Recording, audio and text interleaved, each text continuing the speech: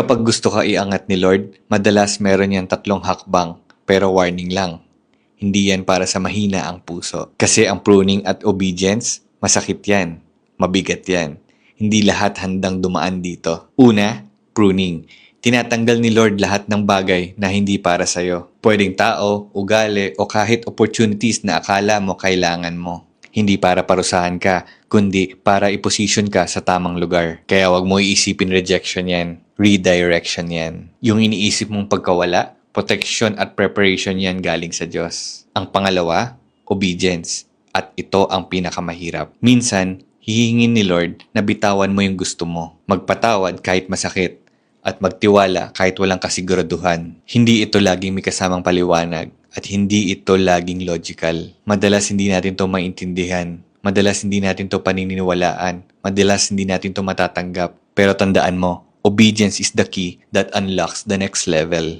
Kung hindi ka pa handang sumunod kasi hindi mo gets kung bakit, baka hindi ka pa handa sa elevation na hinihiling mo. Pangatlo, sudden elevation. Pagkatapos ng pruning at obedience, bigla na lang bubukas ang mga pinto. Darating ang promotions, aapaw ang mga blessings. Yan yung madalas natin naririnig sa iba na pag dumating na yung blessings, sinasabi nila sobra-sobra yung binigay ni Lord, hindi nila in-expect. Pero tandaan, hindi yan sudden kay God. Matagal ka na niyang hinahanda.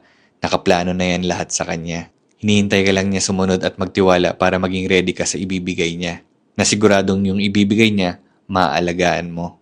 Kaya sabi sa 1 Peter 5:6, humble yourselves in the mighty hand of God, that He may exalt you in due time. Kaya kung nararamdaman mo na parang pinapahinto ka, na tinatanggalan ka, o tinutulak ka ni Lord sa mahirap na hakbang, baka nasa proseso ka na ng elevation.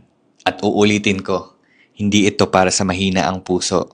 Pero kung kaya mo magtiwala at sumunod, ihanda mo na yung sarili mo sa kung ano man itinakda ni Lord para sa'yo.